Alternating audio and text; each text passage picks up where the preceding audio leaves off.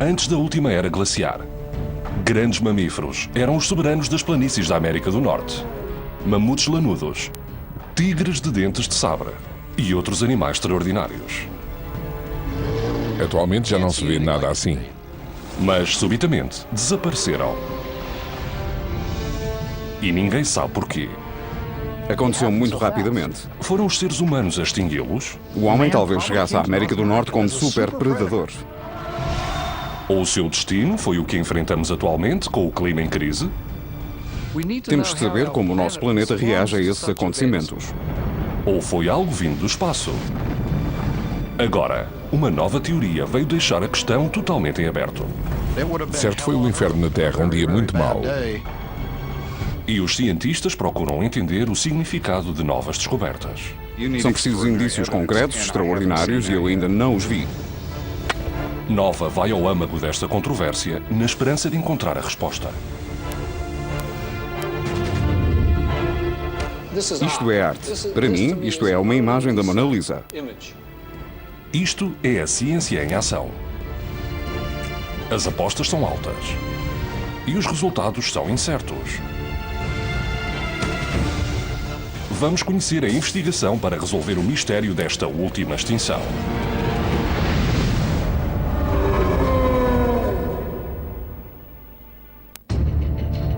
Há 13 mil anos, o clima da Terra não diferia muito do atual. Mas de súbito mudou radicalmente. Foi misteriosamente feito recuar até à era glaciar. E alguns dos maiores animais que já tinham vivido desapareceram. Eram criaturas enormes, entre elas um mamute lanudo, semelhante ao elefante moderno, com pelagem espessa e dentes enormes. E o tigre de dentes de sabre, um predador cruel, mais parecido com um urso do que com um leão. Estes animais magníficos dominaram a Terra durante mais de 100 mil anos. Então, como os dinossauros, 65 milhões de anos antes, desapareceram de toda a América do Norte num instante geológico. A extinção final. Porém, contrariamente ao caso dos dinossauros, ninguém sabe porquê. A diversidade de vida animal era incrível. Atualmente já não se vê nada assim. Gary Haynes, arqueólogo da Universidade de Nevada, em Reno, estuda os restos destes animais e dos seus parentes modernos, para tentar perceber o que aconteceu a esta incrível diversidade de vida animal. Havia vários tipos de mamute, mastodontes, havia grandes predadores e havia um leão maior do que o atual leão africano, mas muito semelhante.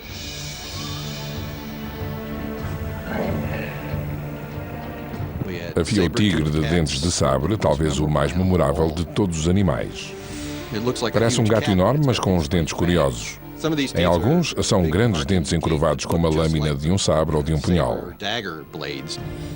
Ao todo, havia entre 15 e 35 tipos de grandes mamíferos que se extinguiram subitamente. Entre eles, preguiças gigantes, que podiam ser tão altas como uma girafa e ter a corpulência de um elefante.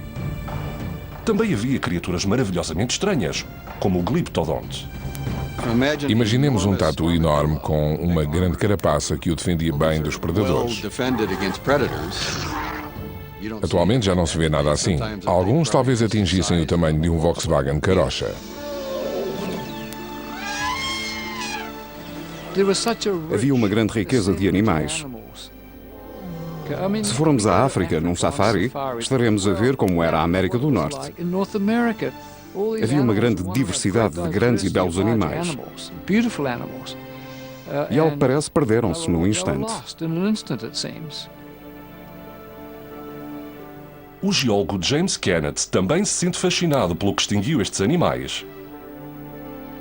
E várias das descobertas ao longo da sua carreira ajudam a fazer luz sobre o mistério. É uma paixão já tão antiga que ele escreveu acerca dela nos seus primeiríssimos livros de textos científicos, aos 11 anos. Já queria ser geólogo e escrevi uns livros. Um é sobre paleontologia. Tem um desenho de um tigre de dentes de sabre e isto é a minha versão do mamute lanudo.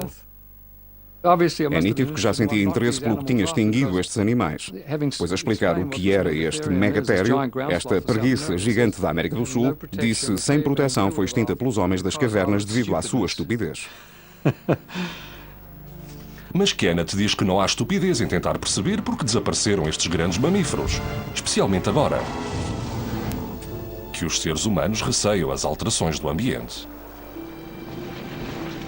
Aconteceu muita coisa, e muito rapidamente. O dia em que se extinguiram foi um dia triste. Extinguiram-se e muito subitamente. A extinção destes animais deixou os cientistas perplexos durante séculos. Mas atualmente há uma nova teoria, controversa, que talvez a explique. Alan West está a escavar em busca dos indícios concretos. Ex-geofísico da indústria mineira e petrolífera, West recorre agora aos seus conhecimentos para investigar este mistério. Milhões e milhões de mamutes, mastodontes, tigres de dentes de sabre, um camelo americano, um cavalo americano, todos pastavam em toda a América do Norte e desapareceram exatamente nesta fronteira. Esta fronteira de extinção, bem visível neste leito de rio no sul do Arizona, perto da fronteira do México, aparece por baixo de uma camada de terra escura de mau presságio, formada por plantas e algas decompostas. É o chamado tapete negro. Aqui retiramos algum do sedimento subjacente ao tapete negro. Agora estou a retirar pouco mais de 1 centímetro subjacente ao tapete, que é a terra que os mamutes teriam pisado. Portanto, esta é a zona de ação.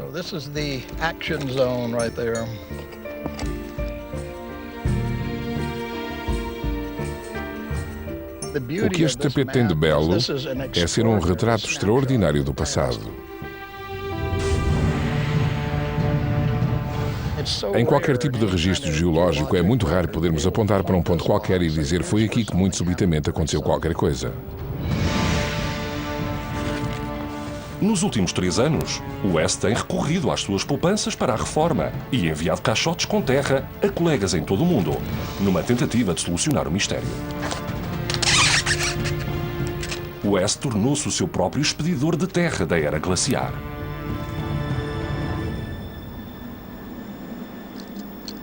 Numa das primeiras descobertas, a equipa achou vestígios de irídio, um dos elementos mais raros da crosta terrestre. Essa descoberta significou que talvez estivessem na pista de algo muito importante. Em finais da década de 70, um vencedor do Prémio Nobel chamado Luís Alvarez e o filho Walter também acharam irídio em camadas geológicas de há 65 milhões de anos, a época em que os dinossauros se extinguiram. Foi um achado espantoso. Embora haja irídio na superfície da Terra em quantidades minúsculas, porém, há em grandes quantidades nos meteoritos e noutros materiais cósmicos. Pelo que, se achamos um aumento de irídio numa camada, suspeitamos logo de um acontecimento cósmico. À medida que os indícios aumentavam, o veredicto parecia ser incontornável. Um asteroide vindo do espaço tinha matado os dinossauros. A era das feras gigantes que tinham governado a Terra durante milhões de anos tinha findado com uma explosão.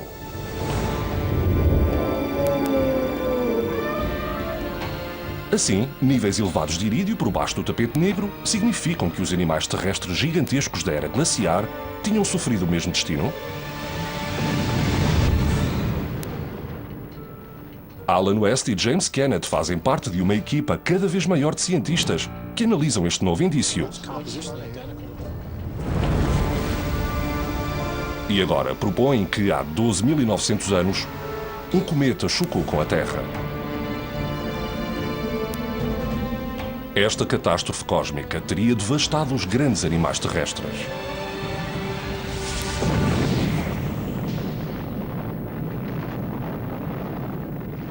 É difícil compreender bem este desastre. Uma das imagens mais próximas que temos é o impacto de uma bomba nuclear, ou talvez de várias. Imaginemos várias detonações nucleares a ocorrer em zonas vastas, a provocar grandes vagas de pressão e vagas térmicas, e a derrubar florestas, com incêndios em áreas extensas, com muita destruição da vegetação. Os incêndios em áreas extensas no continente teriam destruído os recursos alimentares de muitos destes animais. Pomos a hipótese de ter sido isso que extinguiu preferencialmente os animais maiores. Quanto maior fosse o animal, mais devastadores seriam os efeitos. Foi o inferno na Terra. Um dia muito mau.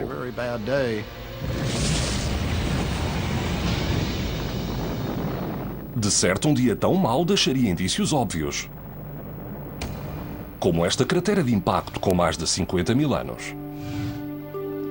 Mas até agora não se encontrou nenhuma cratera, o que significa que a equipa tem de achar outras provas de peso. Vai agora aos confins da Terra para consegui-lo, incluindo aqui o manto de gelo da Groenlândia. Paul Majeski, da Universidade do Maine, juntou-se à equipa e está particularmente bem apetrechado para esta missão. É um dos maiores especialistas mundiais em glaciares e já atravessou a Antártica mais vezes do que qualquer outro. Se este magnífico glaciar esconder algum indício de um cometa que extinguiu os grandes animais, Majeski quer encontrá-lo.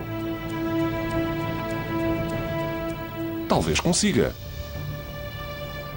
Este gelo antigo não só é belo, mas também é uma excelente biblioteca congelada, com informações sobre a história da Terra. Estes icebergs têm dentro uma história notável. Em cada camada de neve de um ano está um arquivo espantoso do ambiente dessa época. Estes glaciares são como discos rígidos de computadores gigantescos, repletos de dados relativos ao gelo, incluindo poeira microscópica.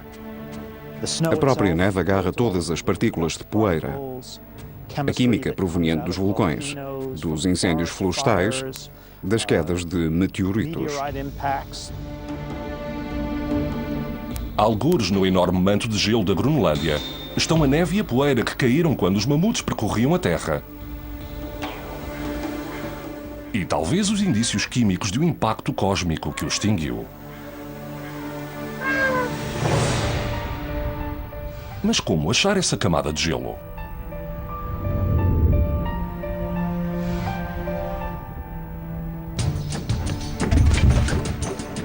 Durante o curto verão da Groenlândia, Nova trouxe aqui Paul Majeski para enfrentar este desafio.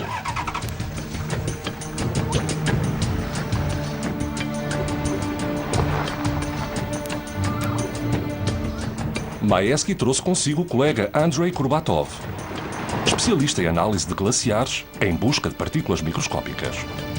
Majeski e Kurbatov vão procurar no gelo indícios concretos do impacto, em especial materiais extraterrestres como o irídio, a pista que ajudou a explicar a extinção dos dinossauros.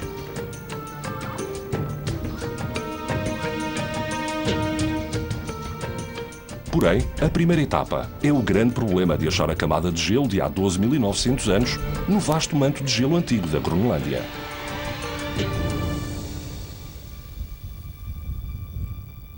Não adiaremos essas duas datas porque vai haver um eclipse.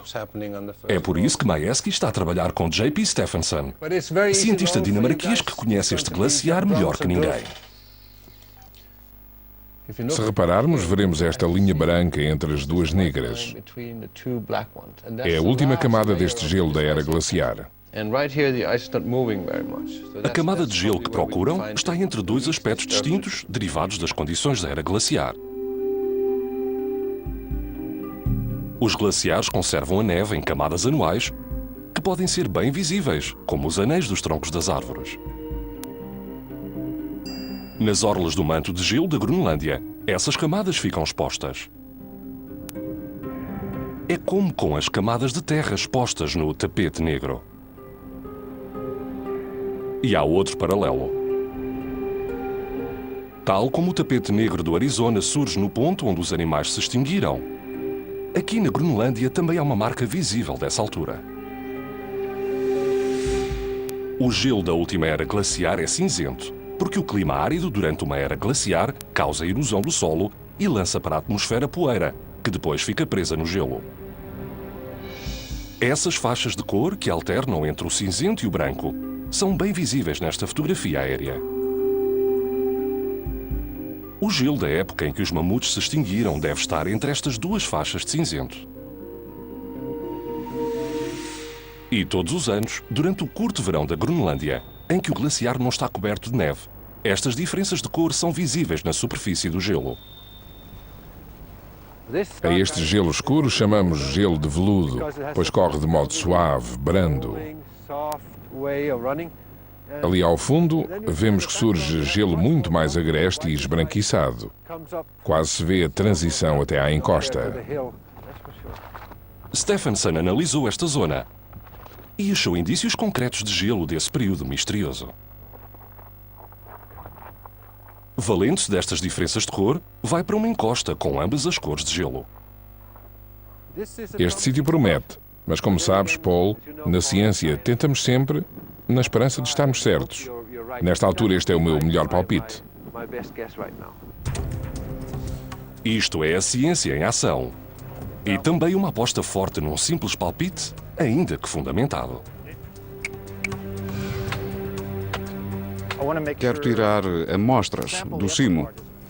Mas confirmar se este local é o certo exigirá uma análise molecular sofisticada, que só poderá realizar-se no laboratório. Para já, o trabalho é colherem as amostras e terem esperança em estarem no sítio certo. Usa um escopro. Maevski e Kurbatov abrem uma vala de 17 metros na encosta até a estas camadas postas. Desde o gelo mais recente até ao gelo mais antigo das profundezas da era glaciar. São colhidas amostras a intervalos de 15 centímetros. Deste modo, notar-se-á qualquer alteração dos níveis de materiais extraterrestres, como o irídio.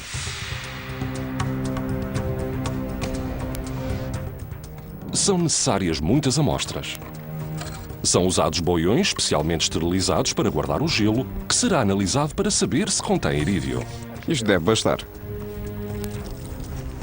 São colhidas outras amostras para saber se há isótopos de oxigênio úteis na determinação da idade exata do gelo.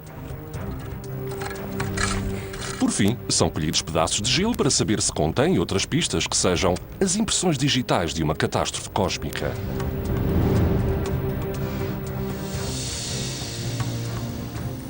Está muito em jogo. Só depois de analisar estas amostras é que Maevski saberá se esta viagem foi um desperdício de tempo ou se poderá fornecer a prova inabalável de que a Terra foi atingida por um objeto vindo do espaço há apenas 12.900 anos. Um objeto suficientemente grande para levar à extinção até 35 tipos de animais. É uma afirmação extraordinária. Não é impossível ter acontecido assim algo tão recentemente. É apenas extraordinariamente improvável. E quando afirmamos algo tão improvável, necessitamos de provas extraordinárias. E eu ainda não vi provas extraordinárias. O físico Mark Boslow analisa impactos de cometas e asteroides. Diz que uma forma de avaliar se houve um impacto devastador é calcular as probabilidades estatísticas dele acontecer. E as hipóteses não parecem ser muitas. Há improbabilidades atrás de improbabilidades. Talvez seja algo que só possa acontecer uma vez na idade da Terra. E está a custar-me a acreditar que algo assim acontecesse tão recentemente. Boslow recorre a alguns dos computadores mais potentes do Ministério da Energia para fazer modelos de diversos impactos cósmicos e explosões em pleno ar. Nesta simulação, faça um pequeno asteroide a cerca de 48.000 km/h explodir a 8 km da superfície. E demonstra claramente o seu poder devastador. No centro de tudo, as temperaturas são tão altas como à superfície do Sol. E este vórtex desloca-se a velocidades supersónicas. Portanto, é como um tornado ultra quente. Penso que é um dos acontecimentos mais extremos que poderia ocorrer na superfície da Terra. Boslow diz que, embora um acontecimento assim de certo devastaria o ambiente e os grandes animais, Creio que haja explicações muito mais simples. Já ouviram falar na navalha de Occam? Diz que a explicação mais simples talvez seja a melhor. Para mim, há outras hipóteses que não são tão extraordinárias. Parece-me um tanto rebuscado. Há muitas espécies que não se extinguiram, o que pode ser difícil de explicar. Porque não foram afetadas, se todos aqueles grandes mamíferos foram. Porque não foram afetados os veados, os alces e os ursos. Porque sobreviveram. Haverá uma explicação mais terra a terra para estas extinções misteriosas? Talvez. E para entendê-las, é importante investigar como era o aspecto da Terra nessa época. É o trabalho que Vance Haynes, arqueólogo lendário da Universidade do Arizona, realizou. Um dia, na década de 60, ao atravessar este leito de rio, Haynes viu ossos engastados na parede do desfiladeiro. Eram de um mamute. A investigação que a seguir fez neste local deu-nos uma das melhores imagens da vida aqui há cerca de 13 mil anos. Atualmente, é difícil concebermos essa imagem quando vemos o Arizona atual. Em vez de cidades em crescimento, havia vales repletos de animais.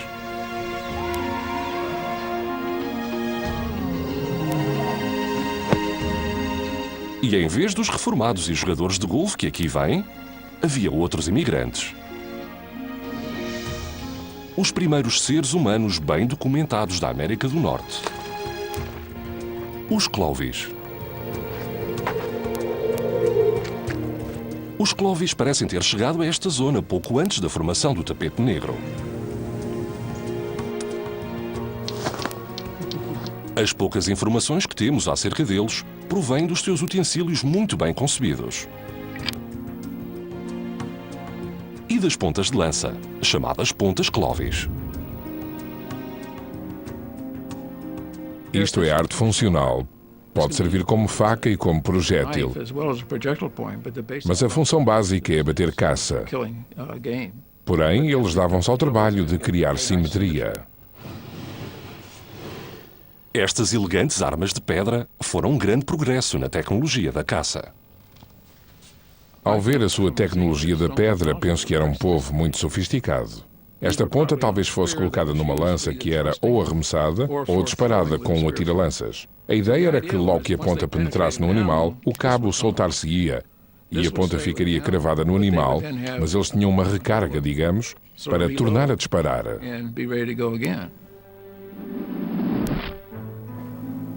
As escavações de Haynes no tapete negro provaram que os Clovis caçaram mamute e outros animais até eles se extinguirem. Foi aqui que esses animais tiveram um fim súbito. Já vimos várias vezes que este nível tem 12.900 anos do calendário. O que quer dizer é que há 12.900 anos aconteceu algo que não entendemos. Os esforços para explicar o mistério conduziram a pistas muito peculiares. O valor destes indícios, guardados a 7 chaves nas caves do Museu Estadual do Arizona, não é uma treta. Mas os indícios são exatamente isso. Um pedaço antigo de excremento de preguiça gigante. Ouviram bem? Excremento de preguiça gigante. Isto não é ciência de alto nível. Ao trabalharmos com isto no laboratório, já sabemos ao que cheira.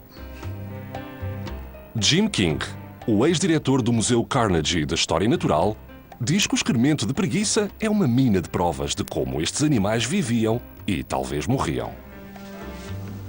O excremento fossilizado é fabuloso, pois tenho aqui a prova do que estes animais comiam. Vêm-se fibras, pedacinhos de galhos. Grande parte era fibra de árvore de Josué. O estrume, descoberto numa gruta num montículo de 1,5 metro de altura, tem alto teor de carbono, pelo que é perfeito para a datação pelo radiocarbono. O último estrume desta gruta data de há cerca de 12.900 anos. A época em que aparece o tapete negro. E pouco depois de os objetos de pedra indicarem a chegada dos Clovis. Os cientistas recorreram a esta coincidência para apoiar a teoria de que estes primeiros caçadores foram a causa da extinção dos grandes animais terrestres. O homem talvez chegasse, nessa altura, como superpredador à América do Norte, onde a fauna, ingênua, não fazia ideia do que enfrentava. O superpredador tinha comunicação e armas. Caçava em grupos, tinha coordenação, tinha tudo o que vocês e eu levaríamos para caçar animais de grande porte.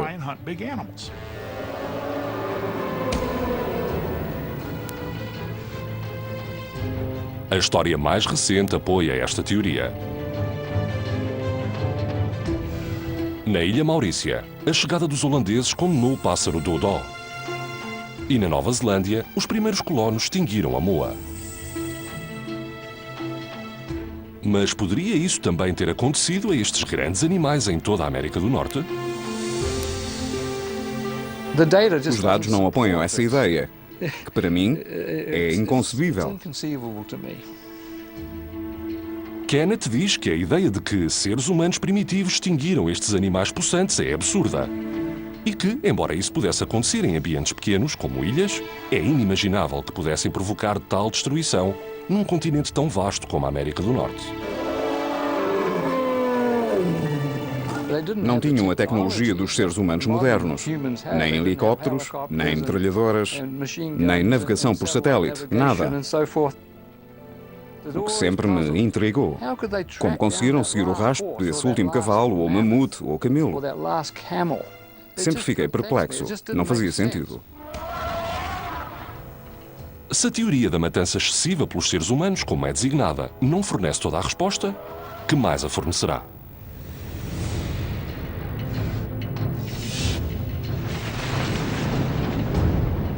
Esta não é a primeira expedição que Paul Majeski faz a estes glaciares em busca de novas provas.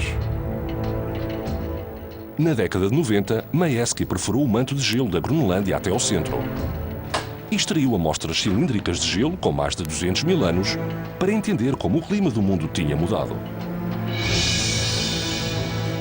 Na altura, ninguém pensava em averiguar a presença de indicadores de impacto como o irídio, mas acharam algo de notável.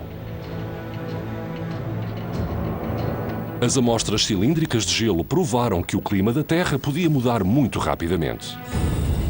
A análise molecular sofisticada ao gelo pode revelar a temperatura da época em que o gelo se formou. O gelo dessa época, em que os animais se extinguiram, revela uma alteração muito invulgar. As temperaturas tinham baixado muito. Aconteceu muito depressa. Se pensarmos bem, é inacreditável.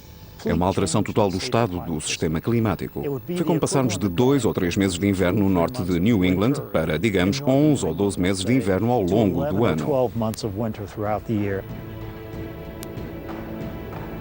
Talvez em menos de 2 anos, as temperaturas anuais da América do Norte baixaram 8 graus. O que poderá parecer pouco. Porém, a última vez que esteve tanto frio na região onde atualmente é Chicago, ficou tudo debaixo de 1,5 km de gelo. Em grande parte do mundo, os climas mudaram. Alguns sítios tornaram-se mais frios. Outros secaram, o que originou mais incêndios. Foi essa mudança climática súbita, e não os clovis, o que extinguiu os grandes mamíferos terrestres?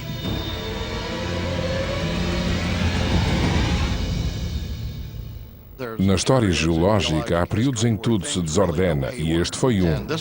Houve uma grande alteração do clima e alguns animais não se ajustaram a essa alteração.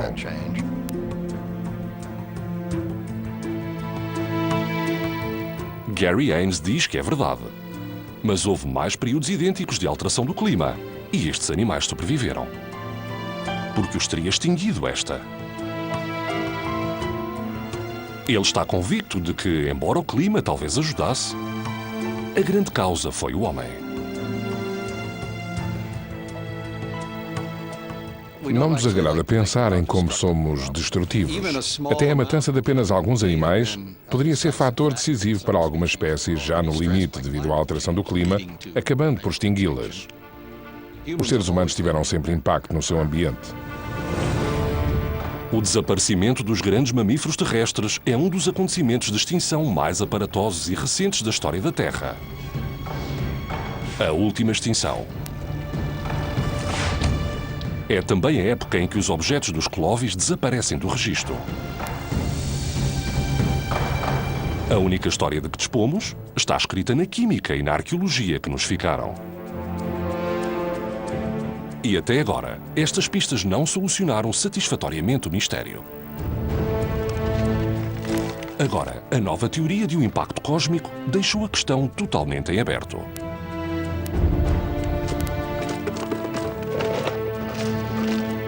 A descoberta inicial de irídio no tapete negro foi fabulosa. No entanto, os níveis eram muito inferiores aos encontrados para a época da extinção dos dinossauros. Como a poeira cósmica se acumula naturalmente na superfície da Terra, os achados pouco ricos em irídio não são uma prova inabalável. Mas deram uma ideia precisa do sítio onde procurar mais pistas. Contando com o tapete negro do Arizona, há pelo menos 31 locais de escavações arqueológicas na América do Norte e 6 na Europa, onde a equipa de impacto colheu terra da época das extinções. Isto significa que há muita terra para analisar. James Kennett e o seu filho arqueólogo Douglas estão literalmente até aos cotovelos nela. Repara, Ted, há 1, 2 e 3. Assim como Alan West, Jim Whitkey, um geólogo, e Ted Bunch, reformado da NASA. E novas tecnologias, criadas desde que se procurou o assassino dos dinossauros, abriram o mundo natural da nanoscala que estas amostras de terra encerram. O que West e a sua equipa estão a encontrar nesta terra antiga é extraordinário. Que diabo é isso? Isto é uma esférula de carbono aberta ao meio. Sabemos da química que se formam quando sementes de pinheiro ou de abeto ardem. Isto é resina de árvore que foi queimada, mas o que a torna muito invulgar, na verdade o que a relaciona com um impacto cósmico, está nestas nervuras. Uma das descobertas até agora mais intrigantes está dentro das férulas.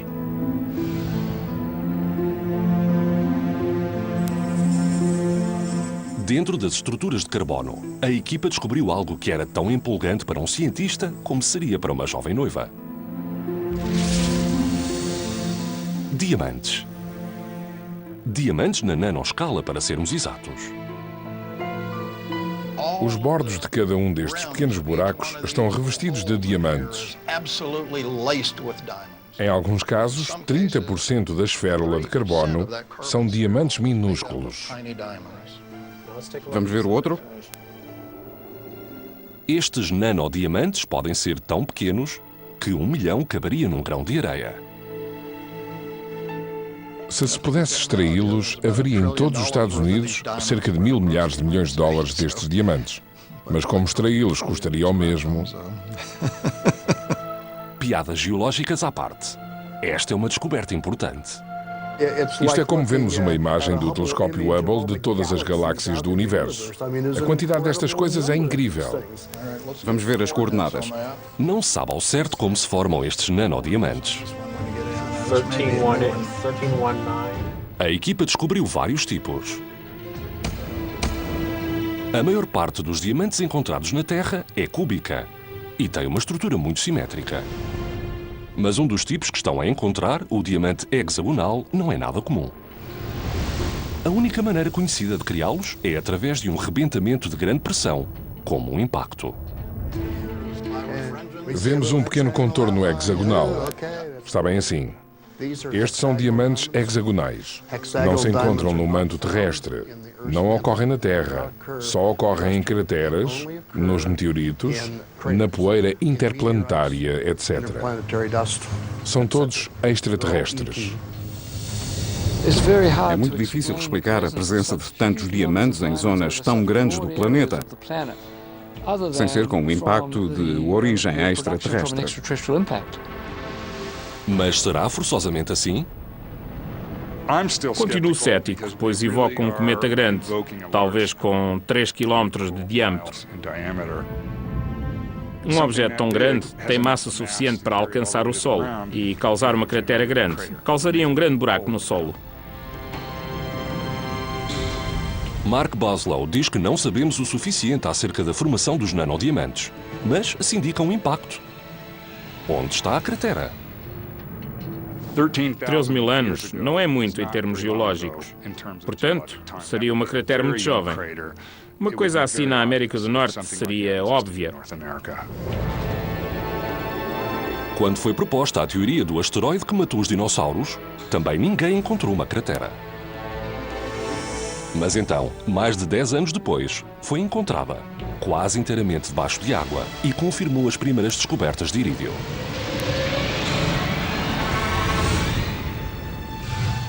Até agora, ninguém encontrou uma cratera da extinção dos grandes animais terrestres.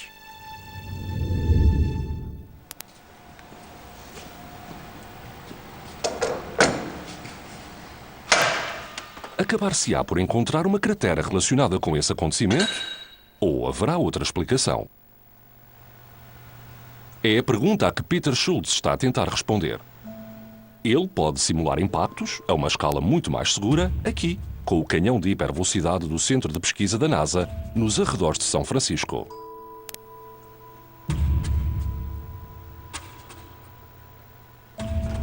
Ok.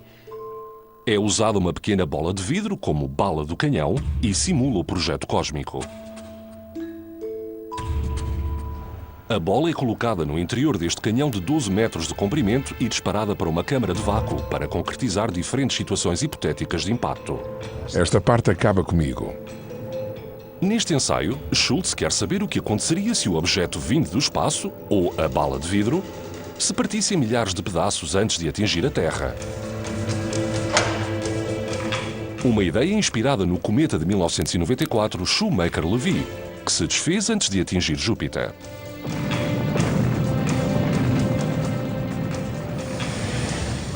Isto será interessante, especialmente com as novas câmaras. Espero que possamos ver os pedaços a espalhar-se.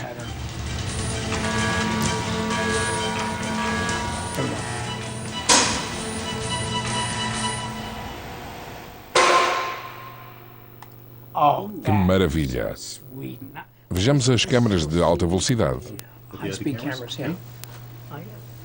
Câmaras de alta velocidade registram o impacto e mostram-no à cadência espantosa de 1 milhão de imagens por segundo ao retardador. Há milhares, milhões de pequenos fragmentos a chocar simultaneamente com a superfície. Aquela coisa brilhante é o projétil que levava irídio, uma assinatura do impacto. Depois de chocar, ter-se-ia desfeito e redistribuído por toda a Terra. É isso que nos indica que houve um impacto. Isto é a cratera enorme que um único impacto formaria. É bem óbvia. Assim, que tamanho de cratera surgiria se um cometa do mesmo tamanho se desfizesse em milhares de objetos menores?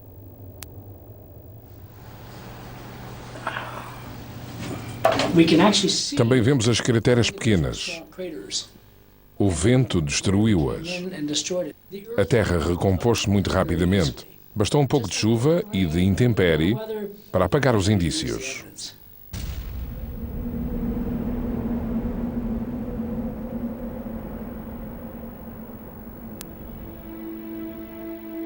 Uma segunda situação hipotética é que o cometa, ou pelo menos grande parte, teria caído no glaciar da era glaciar que cobria grande parte da América do Norte dessa época. Isso pode ser simulado aqui com o canhão de impacto, usando um pedaço grande de gelo.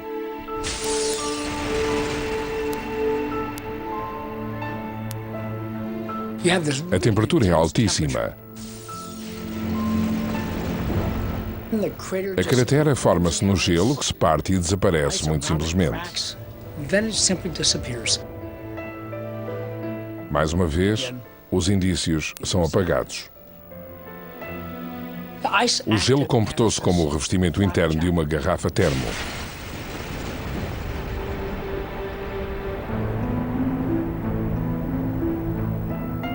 Um impacto no glaciar poderá ser outra forma de explicar a ausência de cratera.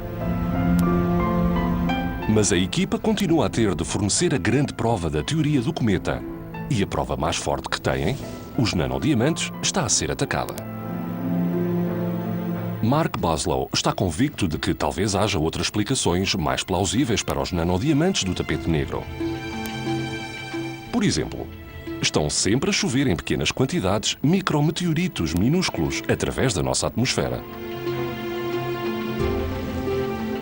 Durante todas as mudanças ambientais dessa época, poderiam ter-se concentrado logo abaixo do tapete negro? Há essa chuva constante de micrometeoritos que contêm diamantes. Assim, a pergunta é: consegue-se concentrar esses diamantes mediante um mecanismo qualquer que muda quando há alterações abruptas do clima? Assim surge agora uma nova e perturbante pergunta. Quando apareceram estes nanodiamantes? Foram chovendo lentamente? Ou apareceram todos de uma vez?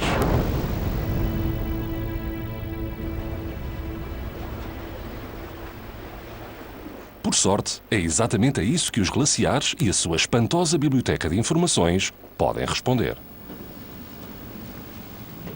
Isto é um exemplo clássico de como a superfície de um glaciar pode captar um registro do ambiente. Vemos poeira e destroços a serem superados para a superfície do glaciar. Vêm mais neve e poeira que ficam presos durante décadas, séculos, milhares e dezenas de milhares de anos, com o que temos um registro preciso do que aconteceu nessa época.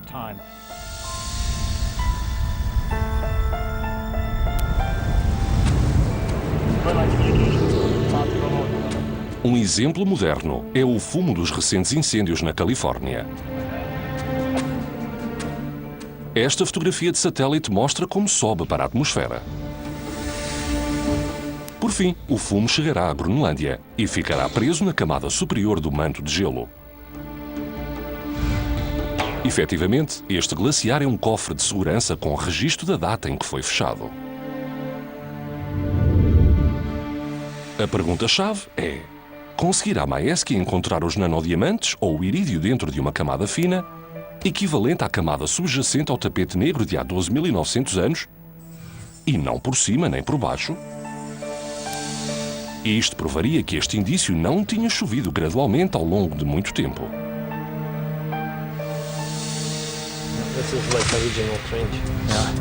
Lembram-se da recolha de amostras de milhares de camadas de história do gelo para saber se havia um aumento do irídio, das férulas de carbono ou dos nanodiamantes?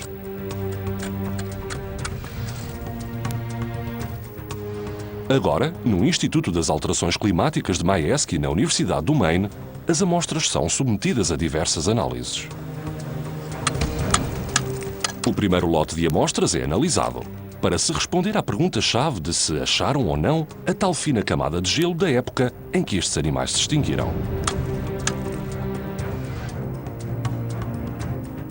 Esta máquina faz isso analisando a estrutura atómica do oxigênio do gelo, que pode revelar a temperatura exata de quando o gelo se formou. Maersk e a sua equipa já fizeram esta análise a mais de 100.000 anos de gelo das amostras cilíndricas de gelo da Groenlândia. Assim, os resultados da nova amostra são comparados com este registro já comprovado.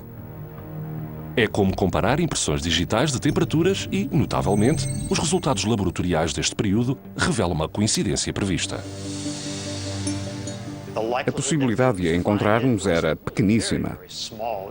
Era pior do que procurar uma agulha num palheiro. Subitamente surgiu-nos no monitor. Foi espantoso. Ao que parece, Maersk, Stephenson e Kurbatov encontraram o gelo da altura em que estes grandes mamíferos desapareceram.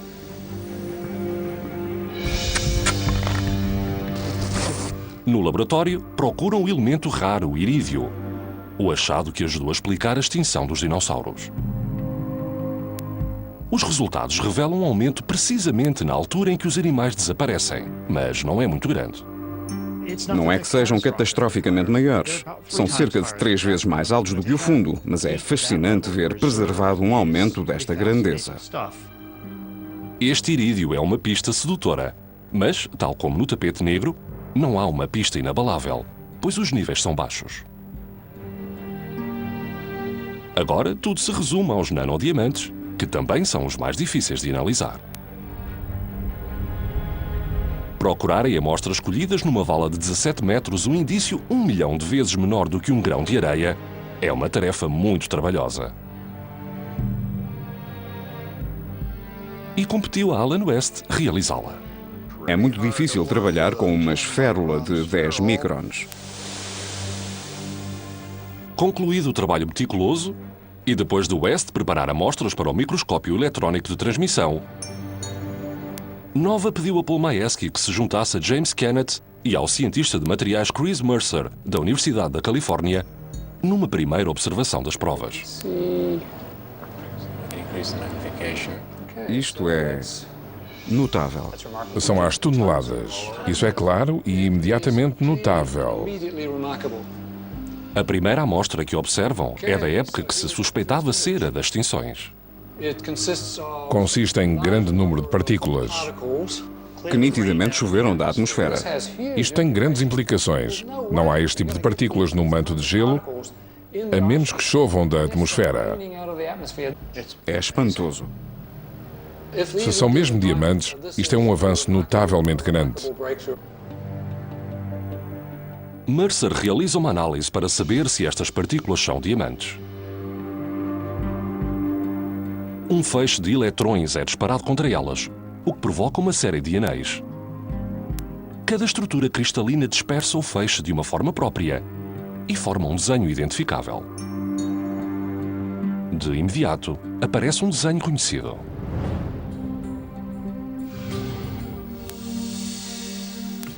Isto é arte. Para mim, isto é uma imagem da Mona Lisa no que toca às ciências da Terra. Os pontos negros são nanodiamantes, que neste diapositivo são em grande concentração.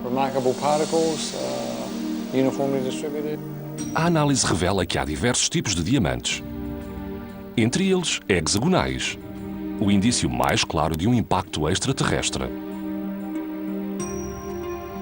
Um diamante que se crê que teve a estrutura atômica moldada por uma força enorme. Nunca tinha visto uma coisa assim. Isto entusiasma-me muito. Procurava cúbicos na lista e aparecem-me hexagonais. Perguntei a mim mesmo, hexagonais na Groenlândia? Porém, aqui estão, bem vivos, no manto de gelo da Groenlândia. É um fenómeno porque o manto de gelo da Groenlândia contém mais de 450 mil anos de gelo. Procurávamos uma camada muito fina e logo no primeiro diapositivo vemos milhares de milhões de nanodiamantes, que talvez sejam a chave para provar que nessa época havia um enxame de cometas. Ver material assim é arrebatador. Porquê? Bem, para James Kennett, este momento de descoberta carrega-se de emoção. isto é... Desculpem. É empolgante?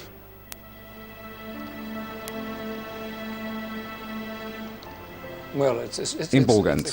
Não será a palavra adequada. É uma experiência que poucas vezes temos na carreira científica. Para os cientistas, os momentos de descoberta são muito emocionantes. Quando os cientistas fazem descobertas que consideram ser grandes avanços realmente importantes, momentos eureka, se quisermos, há uma euforia, uma grande emoção. Foram momentos carregados de emoção.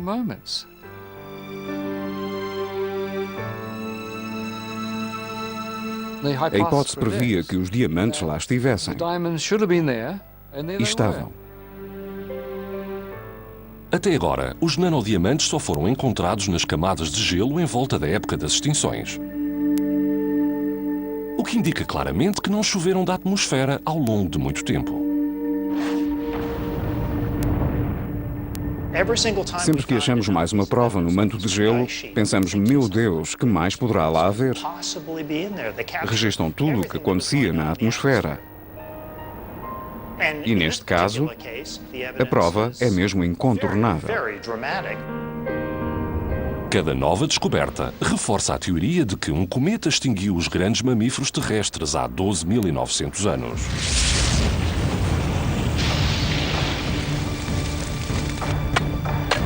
Ainda é cedo na investigação. E de certo serão adiantadas outras explicações. As extinções são acontecimentos muito confusos e muitos fatores de tensão, as alterações do clima e a matança excessiva pelos seres humanos, estavam a alterar o ambiente. Mas, nitidamente, esta nova prova de um impacto enorme está a fazer mudar o nosso entendimento da extinção dos animais da era glaciar na América do Norte. A perda desses animais foi um dia triste para a América do Norte. Toda a paisagem teria sido muito diferente. Na verdade, até o desenvolvimento cultural humano teria sido drasticamente diferente nos últimos 13.000 anos se estes animais tivessem sobrevivido.